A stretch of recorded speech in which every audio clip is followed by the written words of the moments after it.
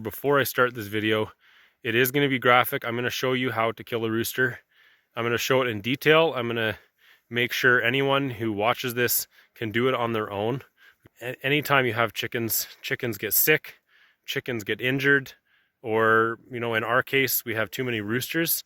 It's something you need to know, and I think it's important. And I'm going to show you exactly how it works. So if that's something that's going to bother you, you're not going to offend me by clicking to the next video. I'll put the timestamps down below, and I'll try and add some chapters to the video so you can choose. If you don't want to watch the killing part, you can skip it.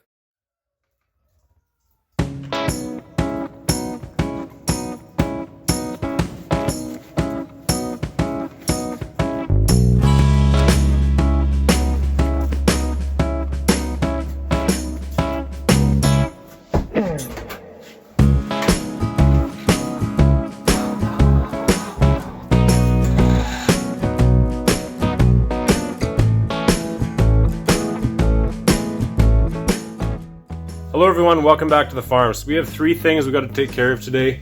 This bedding has gotten very mucky, so I have to replace it. It's been really cold lately, and when it's cold we don't necessarily throw that much bedding in here because everything's frozen. But today it has really warmed up and it's starting to turn into mush. So I'm gonna blow some more bedding into here. And the other thing is we got a broody hen. She is, she's not the friendliest thing, and I mean, she's just doing what she does. But we're going to put her into a separate crate for a day or two. Hopefully that'll cure her of her broodiness. And the third thing I have to do is I have to take care of some roosters.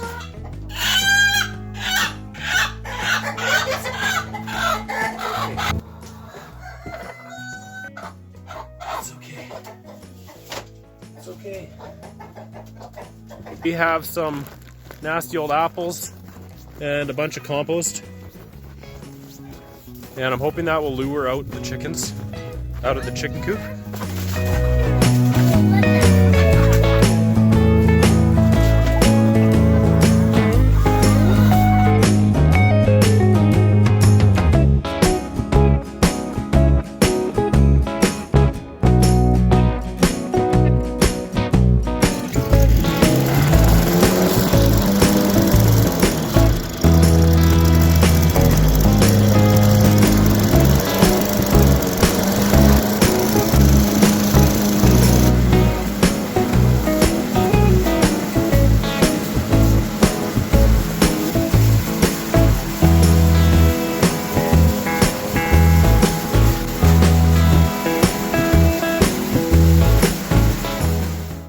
So the reason I like to mulch the straw is I find the chickens spread it a little bit easier.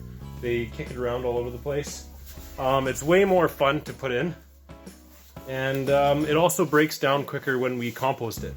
So those are the three reasons I like it. The negative is it takes a little bit longer, and it just takes another machine.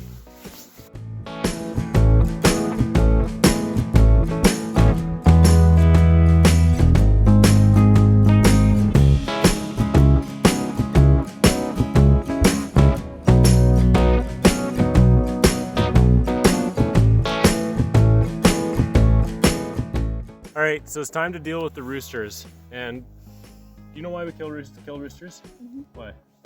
So we can have food, like they're yummy food. So Yeah, we can that's have right. the food. Yeah, we have roosters, and we have too many. We had 3 from a previous batch, our old guys, and then we have 4 new ones from a batch of heritage birds that have grown up. We've been meaning to deal with these roosters for a long time. Yeah? That makes 7 roosters. That's right. So we've been meaning to deal with these roosters for a long time. We just haven't got around to it.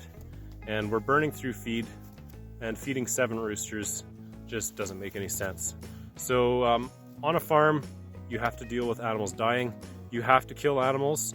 And if you have chickens, it is very important that you know how to do it quickly.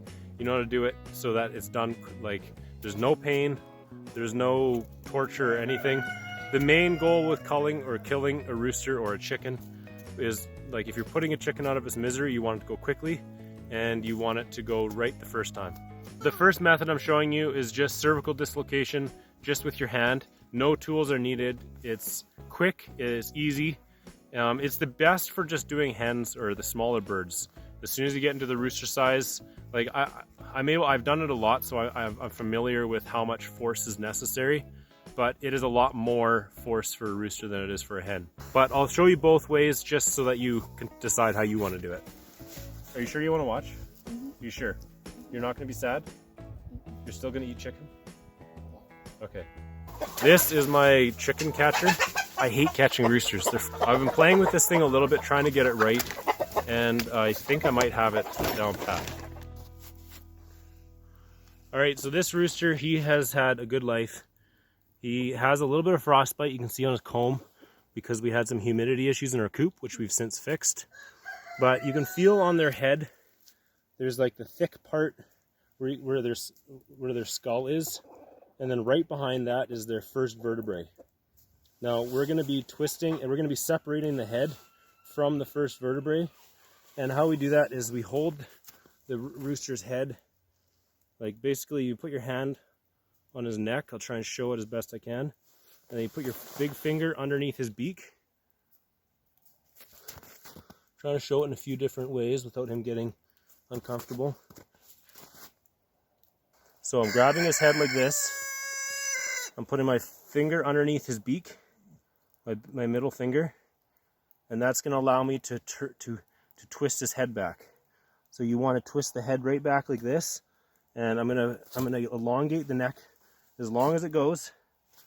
Try to show it like this as well. So you're going to pull the neck all the way out. You're going to tip it back, and you're going to pull.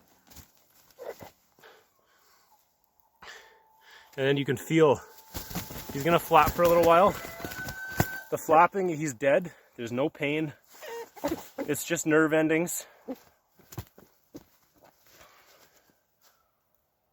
Why is he flapping so They much? flap because their nerve endings, their nerves are like just contracting and expanding their muscles, so they twitch.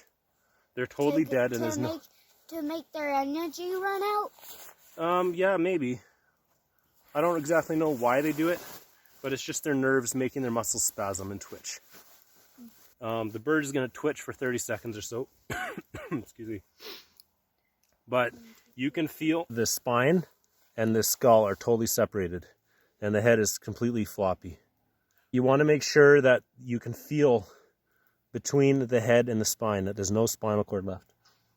This is the biggest rooster I've ever culled in this method, and that was a big pull.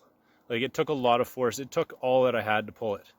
And so just for that reason, this method works great for hens because it's literally like a 30-pound pull. But for a bird of this size, just to avoid not being able to do it and then putting the bird into pain, I highly suggest using the second method, which I'll show you now. Remember that they can't see it? They can't really feel it happening? It's not very scary because they don't very much feel it. They don't feel it, that's right. That's why it's important to do it really quickly. It's important to do it really, really quickly so they don't feel any pain. Okay? That's really important to Daddy and Mommy. And that's what we want to teach you guys. You never want to make an animal feel the pain. You always want to make it go quickly. Okay? But how are you going to do it with a broomstick? I'll show you, okay?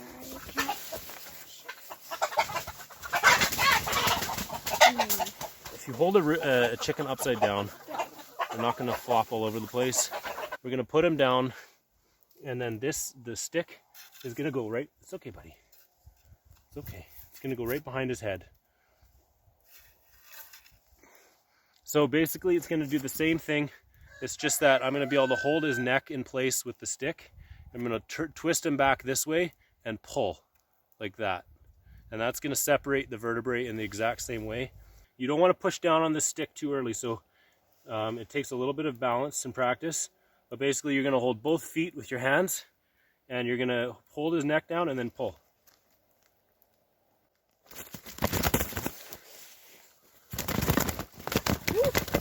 That's really floppy. Yeah.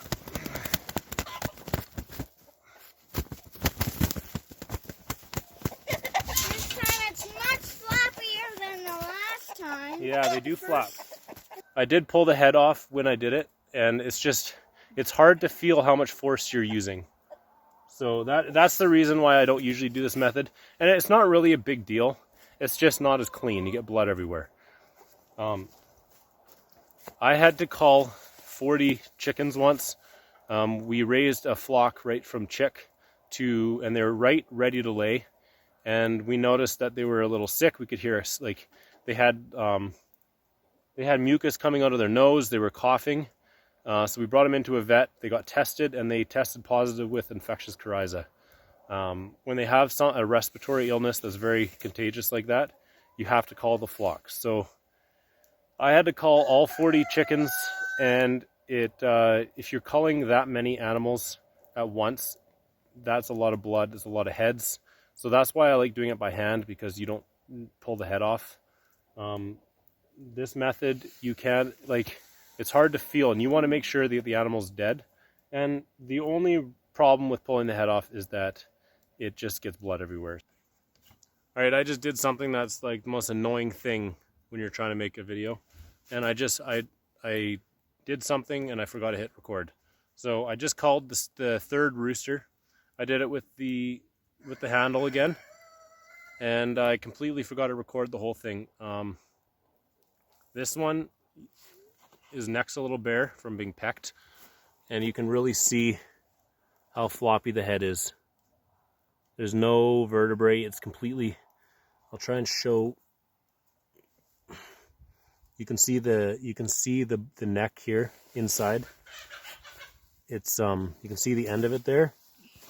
And it used to be connected right like this, and it's just been separated. There's nothing there. It's totally floppy. So that's what you're looking for. You want it to be nothing there. So this chicken lived a good life, and now it's gonna be really good to eat. That's right. I hope you found this video helpful, and if you have any comments, leave them down below. And thanks for watching. I'll see you in the next one.